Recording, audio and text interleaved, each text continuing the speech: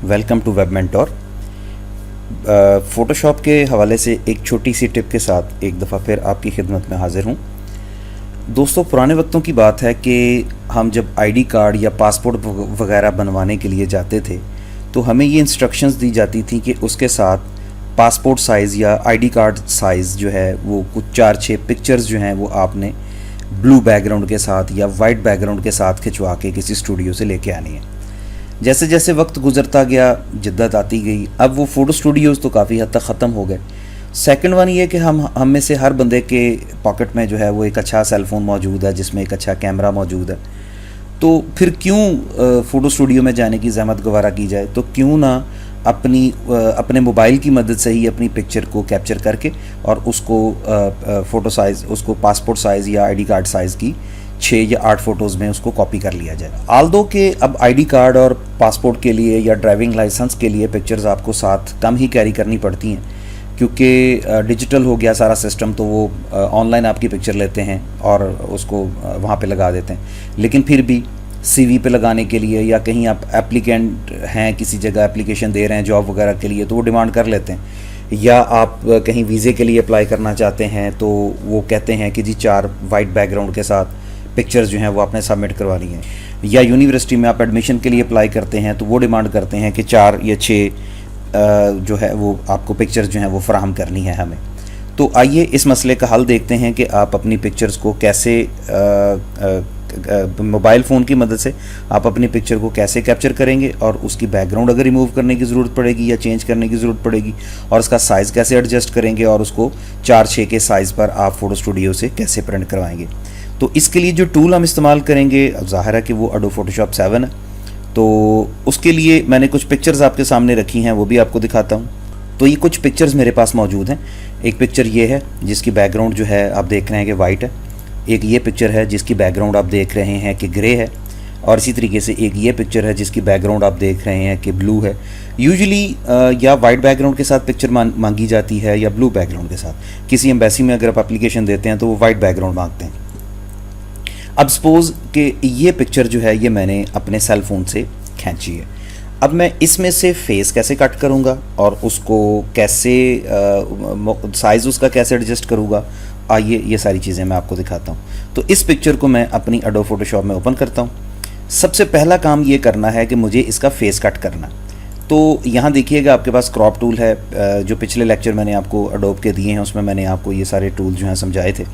तो अब crop tool पे जाते हैं। क्रॉप टूल में पहला काम आपको ये करना है कि यहाँ पे आपको हाइट विड्थ लिखी हुई नज़र आ रही है, तो आपने इसकी 1.5 इंच इसकी विड्थ एडजस्ट कर लेनी है और 2.0 इंच आपने इसकी हाइट एडजस्ट कर लेनी है। और इसको 300 रेजोल्यूशन यानी 300 पिक्सल्स पर इंच के हिसाब से इसको आपने रखना है। तो आपने इस तस्वीर को क्रॉप करना है। क्रॉप इसलिए कि बाकी जो फालतू एरिया है वो ट्रिम हो जाए। तो आपने यहाँ से सिलेक्शन ली और आपने इस पिक्चर को, अब ये याद रखिएगा कि ये जो आप आईडी कार्ड वगैरह के लिए पिक्चर लेते हैं इसमें आप जानते हैं कि फेस जो है वो सेंटर में होना चाहिए और दोनों आंखें जो है बिल्कुल स्ट्रेट, चेहरा स्ट्रेट होना चाहिए। मेल्स के लिए तो ये भी इंस्ट्रक्शन होती है कि दोनों कान जो हैं वो विजिबल होने चाहिए। अच्छा जी, अब सपोज़ कि ये पिक्चर जो है इसको मैंने इतना हिस्सा क्रॉप कर लिया और मैं डेफिनेटली इंटर कर दूंगा। इंटर करने से ये होगा कि बाकी पिक्चर जो है वो ख़त्म हो जाएगी और सिर्फ यही एरिया जो है ये आपके पास रह जाएगा। अच्छा जी, अब दूसरा काम ये करना है कि आप जानते हैं कि जब आप किसी पिक्चर को देखते हैं तो इसके इर्द गिर्द जो है वो थोड़ा सा वाइट बॉर्डर्स भी होते हैं। तो बॉर्डर लेने के लिए काम करें, सबसे पहला काम तो ये करें कि इस पिक्चर को कंट्रोल A करें ताकि ये सारी पिक्चर सेलेक्ट हो जाए। लेकिन इसके साथ मैंने बॉर्डर क्रिएट करने हैं, तो सिलेक्ट में जाएँ, मॉडिफाई में जाएँ और बॉर्डर में चले जाएँ। तो इसको तकरीबन कोई 40 पिक्सल का बॉर्डर जो है या आप इसके सराउंडिंग में छोड़ सकते हैं। अच्छा जी, अब दूसरी बात यह है कि ये जो बॉर्डर लगाया है आप चाहते हैं कि इसमें वाइट एरिया फिल हो जाए। तो कमांड मैंने आपको बताई थी कि जब भी आप कोई सिलेक्शन लेते हैं तो कंट्रोल के साथ बैक स्पेस प्रेस करने से उसमें वो फिलिंग हो जाती है। तो ये इस पिक्चर के इर्द गिर्द जो है वो एक वाइट बॉर्डर लग गया ताकि ये पिक्चर, इसको कंट्रोल D करके डीसेलेक्ट कर लें और इस वाइट बॉर्डर से हम इस पिक्चर को काट लेंगे। अब अगला काम हमें ये करना है कि हमें इसी पिक्चर का एक पैटर्न जो है वो डिफ़ाइन कर देना है। तो उसके लिए आप एडिट में चले जाएं और एडिट में जाने के बाद आप डिफ़ाइन पैटर्न में चले जाएं। अब याद रखिएगा इसको कोई सा भी आप नाम दे दें। चले मैंने इसका नाम रख दिया गर्ल पिक्चर और इसका पैटर्न जो है वो मैंने डिफ़ाइन कर दिया। अब इसकी जो स्टोरी है वो एंड हो गई, इसको बेशक आप मिनिमाइज़ कर लें। अब आपको एक न्यू फाइल लेनी है और ये देखिएगा, ये मैंने आपको वेरी फर्स्ट लेक्चर में बताया भी था कि एडोब फोटोशॉप जो है ये मुख्तलिफ़ किस्म के साइज़ के साथ हैंडल कर सकती है। तो 2x3, 4x6, 5x7, ये सारे के सारे, ये 8x10, ये सारे के सारे फोटोग्राफिक के साइज़ हैं। तो आपने इसमें से 4x6 का एक साइज़ ले लेना है। तो और इसको आप ट्रांसपेरेंट बैकग्राउंड के साथ आप ओपन कर लें, तो ये 4x6 का एक इमेज जो है ये आपके पास ओपन हो गया। लेकिन ये पोर्ट्रेट है, मुझे इसको लैंडस्केप करना है। तो सिंपल सी बात है कि आपने इमेज में जाना है और रोटेट कैनवस में जाना है और उसको आपने 90 डिग्री क्लॉकवाइज या काउंटर क्लॉकवाइज रोटेट कर लेना। अब एक आखिरी काम आपको करना पड़ेगा, वो ये है कि आप दोबारा एडिट में जाएंगे और एडिट में जाने के बाद फिल कर देंगे। यानी ये जो डॉक्यूमेंट मैंने बनाया है मुझे इसको फिल करना है।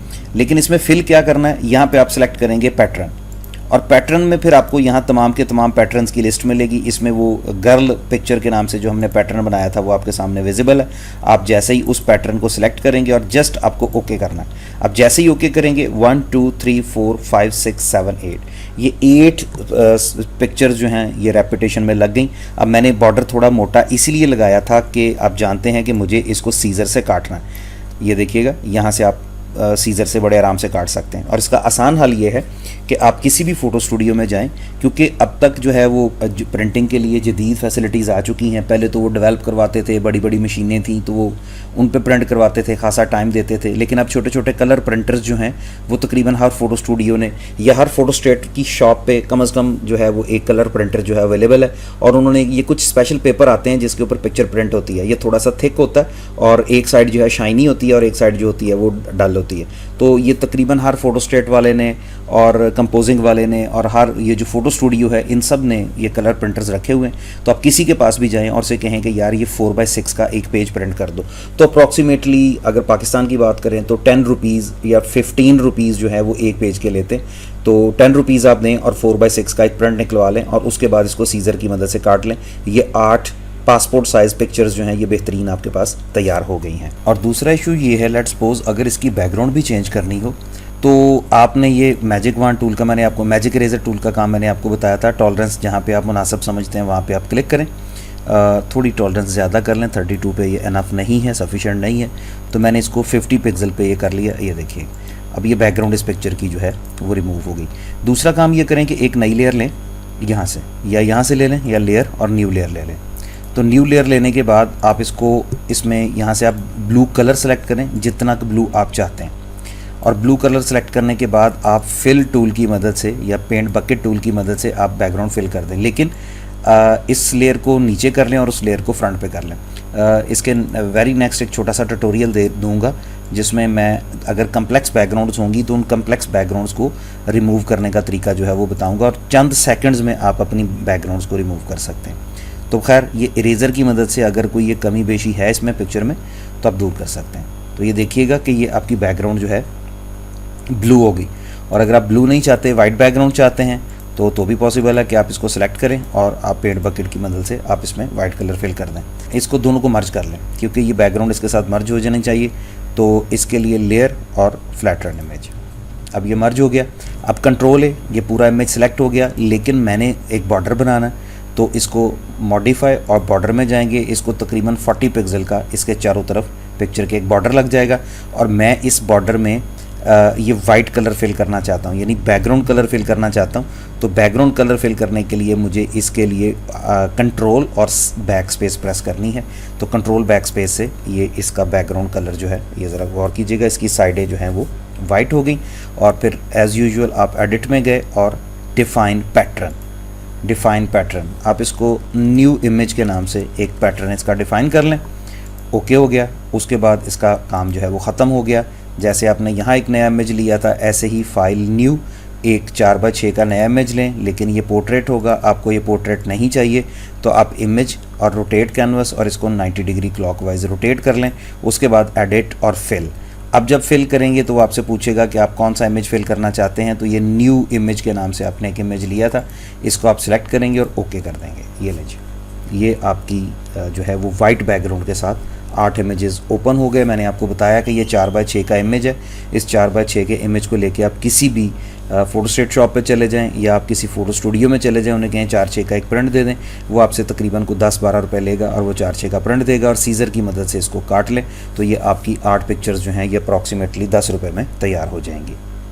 इसकी तो बैकग्राउंड बहुत सिंपल थी, इसलिए आपने जस्ट एक क्लिक से इसकी बैकग्राउंड को रिमूव कर लिया।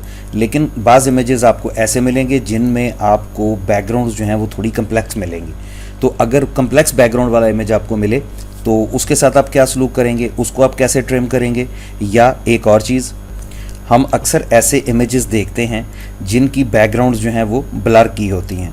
आप जानते हैं कि आजकल आपके सेल फ़ोन के अंदर जदीद किस्म के फ़ीचर्स आ गए हैं जिनमें एक पोर्ट्रेट का फ़ीचर होता है कि आप किसी भी जगह खड़े हैं तो आपको फोकस कर लिया जाएगा और आपकी सारी बैकग्राउंड ब्लर कर दी जाएगी, जैसे आप पिक्चर ये वाली देख रहे हैं या इस पिक्चर को देख रहे हैं। तो अगर आपके पास कोई बहुत अच्छी पिक्चर है लेकिन उसको पोर्ट्रेट फीचर से कैप्चर नहीं किया गया, यानी पिक्चर तो बहुत अच्छी है लेकिन उसके पीछे की बैकग्राउंड ब्लर नहीं है, तो कैसे ब्लर करेंगे उसके लिए।